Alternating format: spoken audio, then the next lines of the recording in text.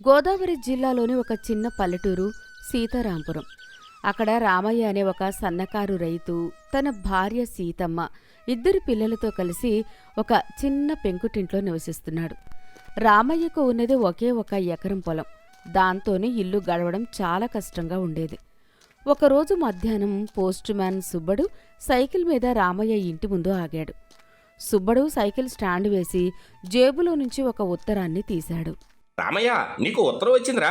మీ బావగారు విశాఖపట్నం నుంచి రాసినట్టున్నారు. అవునా సుబ్బడు? మా బావగారు కోటేశ్వరరావు గారు రాశారా? ఇటివ్వు. సీతమ్మ వంటింట్లో నుంచి పరుగున వచ్చింది. ఏమండి, ఉత్తరంలో ఏం రాశారో త్వరగా చదవండి. పట్టణంలో ఉండే మా అన్నయ్య వదిన అసలు మనల్ని గుర్తుపెట్టుకుని ఉత్తరం రాశారంటే నమ్మలేకపోతున్నాను.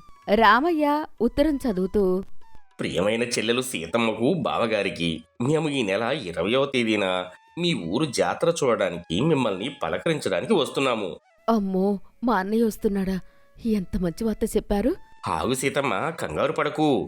కింద ఇంకో ముక్క రాశారు. మేము పట్టణంలో కార్లలో పెద్ద మేడల్లో తిరిగేవాళ్ళం. మీ పల్లెటూరి వాతావరణం మాకు అలవాటు లేదు. కాబట్టి మాకు తగినట్టుగా ఏర్పాట్లు చేయగలరని ఆశిస్తున్నాను అని రాశాడు. ఏమండి, మరి ఇంట్లో ఉన్నదే ఒక చిన్న గది, ఒక హాలు. వంటింట్లో పొయ్యి వెలిగిస్తే ఇల్లంతా పొగ వచ్చేస్తుంది. అన్నయ్య వాళ్ళేమో పెద్ద ధనవంతులు. వాళ్ళకి ఎలా నచ్చుతుందో ఏంటో. నువ్వేమీ కంగారు పడకు సీతమ్మ. మన శక్తి కొద్దీ వాళ్ళకి లోటు లేకుండా చూసుకుందాం. కానీ రేపు పొద్దున్నే వాళ్ళు దిగుతారు. ఇంట్లో బియ్యం పప్పులు కూడా సరిగ్గా లేవు. ఆ విషయం నాకు తెలుసండి. మనకున్న ఆ ఒక్క పాత ఇత్తడి గంగాళం ఉంది కదా, దాన్ని పక్కింటి సుబ్బమ్మ గారి దగ్గర తాకట్టు పెట్టి కాస్త డబ్బులు అడిగి తెస్తాను. అన్నయ్య వాళ్ళకి వేడివేడి కోడికూర గారెలు వండి పెట్టాలి కదా. సరే సీతమ్మ, నువ్వు ఆ పని చూడు. నేను వెళ్ళి మన వీధి చివర ఉన్న రంగయ్య దగ్గర ఒక 2 తాటాకు విసనకర్రలు, ఒక నులక మంచం అడిగి తెస్తాను. వాళ్ళకి పడుకోవడానికి చల్లగా ఉంటుంది. మరుసటి రోజు ఉదయం 6 గంటలు ఊరి పక్కనే ఉన్న చిన్న రైల్వే స్టేషన్లో బొగ్గు ఇంజిన్ రైలు పెద్దగా కూత పెడుతూ ఆగింది. రామయ్య ఎడ్లబండి కట్టుకుని స్టేషన్కి వెళ్ళాడు. రైలు దిగిన కోటేశ్వరరావు, అతని భార్య కనకరత్నం, కొడుకు బంటి ఎంతో ఆడంబరంగా లగేజీ మూటలతో దిగారు. కోటేశ్వరరావు చేతిలో ఉన్న సూట్ కేసుని పట్టుకుని కనకరత్నం చీర కుర్చీళ్లను సర్దుకుంటూ చుట్టూ అసహ్యంగా చూస్తోంది. ఏం బావా, స్టేషన్కి కరెక్ట్ టైంకి వచ్చావు. కానీ ఇదేంట్రా, కారు తీసుకురాలేదా? ఈ ఎడ్ల బండి మీద మేము రావాలా ఏంటి? నమస్కారం బావగారు. నమస్కారం చెల్లెమ్మ. మా ఊరికి కార్లు రావు బావగారు. రోడ్లన్నీ మట్టి రోడ్లు. ఈ ఎడ్ల బండిలోనే ప్రయాణం హాయిగా ఉంటుంది. రండి, కూర్చోండి. అమ్మో, ఇదేం వాసనండి? ఎడ్లపేడ వాసన కొడుతోంది. నా చీరంతా పాడైపోయేలా ఉంది. ఈ బండి మీద కూర్చుంటే నా నడుము విరిగిపోవడం ఖాయం. ఎడ్లబండి కుదుపులకు కనకరత్నం ప్రతి 5 నిమిషాలకు అమ్మో నాయనో అంటూ కేకలు పెడుతుంటే కోటేశ్వరరావు మాత్రం సిటీ గొప్పలు చెబుతూ ఊరి వీధిలో ప్రయాణించారు. బండి రామయ్య ఇంటి ముందు ఆగింది. సీతమ్మ హారతి పళ్లంతో ఎదురొచ్చింది. అన్నయ్యను వదినను చూసి ఆమె కళ్ళల్లో ఆనందం ఉప్పొంగింది. కాని కనకరత్నం మాత్రం రామయ్య ఇల్లు చూసి ముఖం చుట్టేసింది. ఇంటి హాలులో నులక మంచం వేశారు. కనకరత్నం దానిమీద కూర్చోవడానికి భయపడుతూ కూర్చుంది. అన్నయ్య, వదినగారు, ఇల్లు కొంచెం చిన్నదే కాని మీకోసం ప్రత్యేకంగా ఇల్లంతా తుడిచి ముగ్గులు వేశాను. అవునవును సీతమ్మ, చాలా చిన్నది. మా సిటీ ఇంట్లో అయితే వంటగది కూడా దీనికంటే పెద్దగా ఉంటుంది. అయినా ఈ పెంకుల సందులో నుంచి పాములు తేళ్లు రావా ఏంటి? నాకైతే ప్రాణం పోయేలా ఉంది. సర్లేవే కనకం, కాసేపు ఊరుకో. ఏం బావా, ఇంట్లో కనీసం ఫ్యాన్ కూడా లేదా? ఈ తాటాకు విసనకర్రతో విసురుకోవాలా మేము? మా ఇంట్లో అయితే ఏసీలు ఉంటాయి తెలుసా? తెలుసు బావగారు, మీరు పెద్దవాళ్ళు. కానీ మా పల్లెటూరి చల్లటి గాలి ముందు మీ ఏసీలు కూడా సరిపోవు బావగారు. కాసేపు అలా కూర్చోండి, అలసట తగ్గిపోతుంది. మమ్మీ, ఇక్కడ బాత్రూమ్ ఎక్కడుంది? నాకేమో అర్జెంటుగా వస్తుంది. అవును సీతమ్మ, మీ అటాచ్డ్ బాత్రూమ్ ఎక్కడుందో చూపించు, మా వాడు వెళ్తాడు. ఆ, అది వదినగారు, మా ఇంట్లో లోపల బాత్రూమ్ లేదండి. పెరట్లోకి వెళ్ళి ఆ తోట చాటున చెంబు పట్టుకుని వెళ్ళాలి. ఏంటి, చెంబు పట్టుకుని తోటలోకి వెళ్ళాలా? మేము సిటీ మనుషులం సీతమ్మ. ఇలాంటి పాడు పద్ధతులు మాకు అలవాటు లేవు. ఏమండి, చూసారా మీ చెల్లెలి ఇంటి వైభోగం? మనల్ని ఎక్కడికి తీసుకొచ్చారు? చెల్లెమ్మ, మీరేం కంగారు పడకండి. మన బంటి బాబు కోసం నేను ప్రత్యేకంగా పెరట్లో ఒక మరుగుదొడ్డి లాంటి ఏర్పాటు చేశాను. బాబు రా, నేను తీసుకెళ్తాను. రామయ్య బంటిని తీసుకెళ్ళాడు. వంటింట్లో సీతమ్మ కట్టెల పొయ్యి మీద కోడికూర వండుతుంటే ఇల్లంతా పొగ కమ్మింది.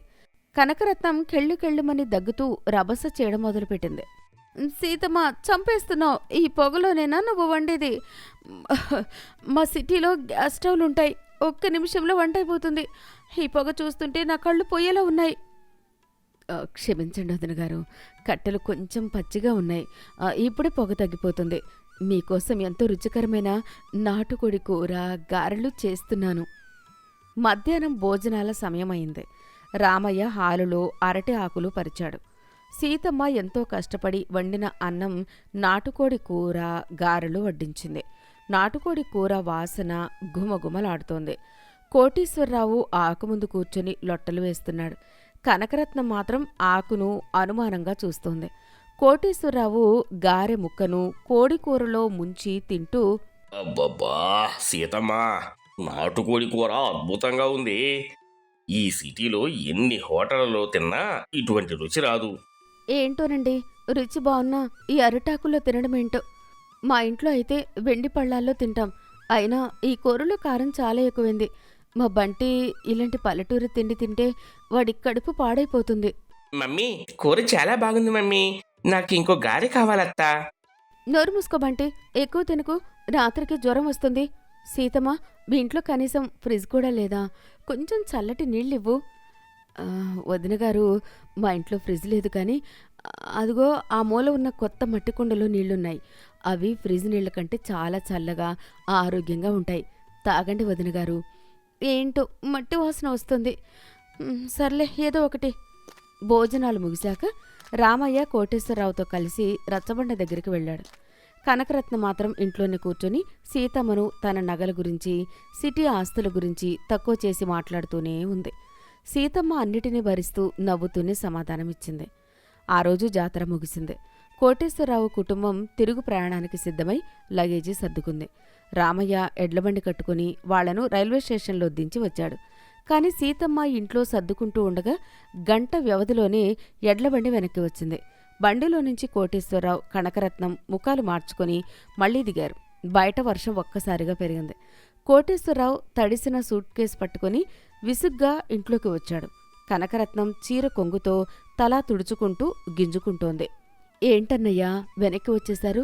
రైలు వెళ్ళిపోయిందా ఏంటి? రైలు వెళ్ళడం కాదే చెల్లి, అసలు రైళ్లే రద్దయ్యాయి. ఎగువన కొండవానలు పొంగి రైలు పట్టాలు కొట్టుకుపోయాయంట. కనీసం 3 రోజుల దాకా ఇటువైపు ఏ రైలు రాదని స్టేషన్ మాస్టారు బోర్డు పెట్టేశాడు. నాయనో, 3 రోజులా? ఈ చిన్న పెంకుటింట్లో ఈ ఈగలు, దోమల మధ్య మేము 3 రోజులుండాలా? నా వల్ల కాదు. అన్నయ్యగారు, ఏదైనా కారు మాట్లాడి మమ్మల్ని సిటీకి పంపించరాదా? చెల్లెమ్మ, మా ఊరు చుట్టూ ఉన్న వాగులన్నీ పొంగాయి, రోడ్లన్నీ మునిగిపోయాయి. ఇప్పుడు కారు కాదు కదా, ఏనుగు వచ్చినా ఊరు దాటలేరు. 3 రోజులు ఇక్కడే ఉండక తప్పదు. దేవుడా, ఇక్కడ కనీసం ఫ్యాన్ లేదు. వంటింట్లో చూస్తే ఆ కట్టెల పొయ్యి పొగ. ఈ పల్లెటూరి చండాలం భరిస్తూ 3 రోజులు ఎలా చావాలి? సీతమ్మ, త్వరగా కాస్త వేడి నీళ్లు కాచివ్వు. స్నానం చెయ్యాలి. ఒంటి నిండా దుమ్ము కొడుతోంది. అప్పటిదాకా వదినగారి మాటలను, అవహేళనలను భరిస్తూ వచ్చిన సీతమ్మకు ఒక్కసారిగా చిరాకు, కోపం వచ్చాయి. మనల్ని మనుషులా చూడకుండా మన ఇంటిని తక్కువ చేస్తూ మాట్లాడే వీళ్లకు పల్లెటూరి కష్టమేంటో రుచి చూపించాలి అని మనసులో గట్టిగా అనుకుంది. సీతమ్మ ముఖంలో వినయం పోయి కఠినత్వం వచ్చింది. సీతమ్మ నడుముకు కొంగు గట్టిగా చుట్టి చేతిలో చేట పట్టుకొని హాలులోకి వచ్చింది. వదినగారు, నాకు చేతులు నొప్పులు పుడుతున్నాయి. వాన పడ్డం వల్ల బావి దగ్గర నీళ్లు తోడే సత్తువా నాకు లేదు. నీళ్లు కావాలంటే అటు చూడండి, ఆ చాంతాడు, బకెట్ ఉన్నాయి. మీరే వెళ్ళి బావిలో నుంచి నీళ్లు తోడుకొని స్నానం చేయండి. ఏంటి సీతమ్మా, నన్ను బావి నీళ్లు తోడమంటున్నావా? నా తెల్లటి చేతులు కాయలు కాసిపోవా? కాయలు కాస్తే సిటీకి వెళ్ళాక మందు రాసుకోవచ్చులేండి వదినగారు. ఇక్కడ ఉండాలంటే పనులు చేయాల్సిందే. అన్నయ్య, నువ్వు కూడా అలా కూర్చోవద్దు. బయట వాన పడుతోంది కదా, పెరట్లో ఉన్న కట్టెలు తడిసిపోతున్నాయి. త్వరగా వెళ్ళి ఆ కట్టెలన్నీ మోసుకొచ్చి వసారాలో వెయ్యి. లేకపోతే రాత్రికి వంట అవ్వదు. అందరం పస్తులుండాలి. ఏమే సీతమ్మా, నేను కోటేశ్వరరావుని, సిటీలో పెద్ద ఆఫీసరును. నన్ను కట్టెలు మోయమంటున్నావా? మా బావ ఉన్నాడు కదా, వాడిని వెళ్ళమను. రామయ్య సందర్భం అర్థం చేసుకుని నవ్వు ఆపుకుంటూ, అమ్మో బావగారు, వాన పడటంతో నా నడుము పట్టేసింది. అస్సలు కదలలేకపోతున్నాను. మీ చెల్లెలు చెప్పింది వినకపోతే రాత్రికి గంజి కూడా దొరకదు బావగారు. వెళ్ళన్నయ్యా, ఆలస్యం చేయకు. వదినగారు, మీరు కూడా ఖాళీగా ఉండొద్దు. వంటింట్లో అక్కడ ఉన్న బియ్యంలోని రాళ్ళేరండి. కనకరత్నం ఏడుస్తూ వంటింట్లో కూర్చుని రాళ్ళు ఏరుతుంటే ముక్కులోకి పొగ వెళ్లడంతో కళ్ళుమని దగ్గుతోంది. కోటేశ్వరరావు తడిసిపోతూ కట్టెల మోపు నెత్తిన పెట్టుకుని అమ్మో నాయనో అంటూ వసారావులోకి వస్తున్నాడు. ఏమండి, చూసారా మీ చెల్లెలు మనల్ని ఎలా వాడుకుంటుందో? నా నడుము విరిగిపోతుంది. ఏడవు కనకం, ఆ కట్టెలు మోస్తుంటే నా ప్రాణం పోయింది. ఈ పల్లెటూరి పనులు ఎంత కష్టంగా ఉంటాయని నేను అనుకోలేదు. మా చెల్లెమ్మ రోజు ఎంత కష్టపడుతుందో నాకు ఇప్పుడే అర్థమవుతుంది. 2 రోజులు గడిచాయి. కోటేశ్వరరావు కుటుంబం రామయ్య ఇంట్లో రోజూ పనులు చేస్తూనే ఉంది. కనకరత్నం కట్టెల పొయ్యి మీద అన్నం వండడం నేర్చుకుంది. కోటేశ్వరరావు పొలానికి వెళ్లి రామయ్యతో పాటు గట్టు చెక్కడం చేశాడు. పల్లెటూరి మనుషులు ఆ వర్షంలో కూడా ఎంత కష్టపడితే పట్టణంలో ఉన్నవాళ్లకు తిండి గింజలు దొరుకుతున్నాయో వాళ్లకు కళ్ళారా కనిపించింది. 3వ రోజు ఉదయానికి వారిలోని గర్వం పూర్తిగా కరిగిపోయింది. 3వ రోజు ఉదయం వాన వెలిసింది.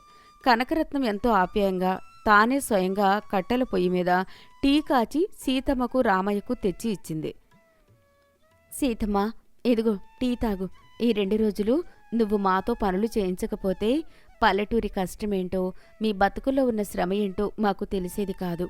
మేము పట్టణంలో డబ్బు చూసుకుని కళ్ళు మూసుకుపోయాయి. అవును బావా, పట్టణంలో ఏసీ గదుల్లో కూర్చొని కార్లలో తిరిగే మాకు మీరు బురదలో పడే కష్టం, ఈ పెంకుటింట్లో ఉన్న ప్రశాంతత తెలియకుండా పోయింది. నువ్వు సంపాదించే ఆ 1 ఎకరం పొలంలోని అన్నం గింజం వెనుక ఎంత రక్తం ఉందో ఈరోజు మాకు తెలిసొచ్చింది. మమ్మల్ని క్షమించు బావా. బావగారు, మీరేంటి అలా మాట్లాడుతున్నారు? సీతమ్మ ఏదో సరదాకి అలా పనులు చేయించింది గాని మీ మీద కోపంతో కాదు బావగారు. అన్నయ్య, వదినగారు, నా మాటలకి మీరు బాధపడితే నన్ను క్షమించండి. నా ఉద్దేశం మిమ్మల్ని బాధ పెట్టడం కాదు. మనుషుల మధ్య ఉన్న బంధం కంటే డబ్బు అంతస్తులు ముఖ్యం కాదని చెప్పడమే నా ఆరాటం. లేదు సీతమ్మ, నువ్వు చేసింది చాలా మంచి పని. నీ వల్లే మా కళ్ళు తెరుచుకున్నాయి. ఈ పల్లెటూరి మట్టిలోని స్వచ్ఛత, మీ మనసులోని ప్రేమే అసలైన సంపదమ్మా. కోటేశ్వరరావు కుటుంబం తిరిగి పట్టణానికి వెళ్ళడానికి సిద్ధమైంది. బావా, సిటీకి వెళ్తున్నాం కానీ మా మనసులన్నీ ఈ పెంకుటింట్లోనే వదిలేసి వెళ్తున్నాం. వచ్చే నెల మా ఇంట్లో జరిగే ఫంక్షన్కి మీరందరూ రావాలి. ఈసారి మీ అందరికీ నా చేతులతో సేవ చేసుకుంటాను. అలాగే బావగారు, తప్పకుండా వస్తాం. అత్తయ్య, నేను పట్నంకి వెళ్ళాక వీడియో గేమ్స్ ఆడను. మళ్ళీ సెలవుల్లో ఇక్కడికి వచ్చి బావి నీళ్లతోనే స్నానం చేస్తాను అత్తయ్య. అలాగే రా కన్నా. ఎడ్ల బండి కదిలింది. కోటేశ్వరరావు, కనకరత్నం బండిలో నుంచి చేతులు ఊపుతూ ఆనంద బాష్పాలతో వెళ్తున్నారు. రామయ్య, సీతమ్మ నవ్వుతూ వాళ్ళకి వీడ్కోలు పలికారు. 1990ల నాటి ఆ పల్లెటూరి వాతావరణంలో సంపద కంటే శ్రమే గొప్పదని, చుట్టరికం అంటే ఒకరినొకరు గౌరవించుకోవడమే అని ఆ ధనవంతుల కుటుంబం పల్లెటూరి పనుల ద్వారా తెలుసుకుంది. కథలోని నీతి: మనుషుల విలువ వారి అంతస్తుల్లోనూ గర్వంలోనూ ఉండదు, ఇతరుల కష్టాన్ని గుర్తించి గౌరవించడంలోనే ఉంటుంది. పేదరికం ఇల్లును చిన్నది చేయవచ్చు కానీ పట్టుదలతో కూడిన గుణాన్ని మాత్రం ఎప్పుడూ తగ్గించలేదు.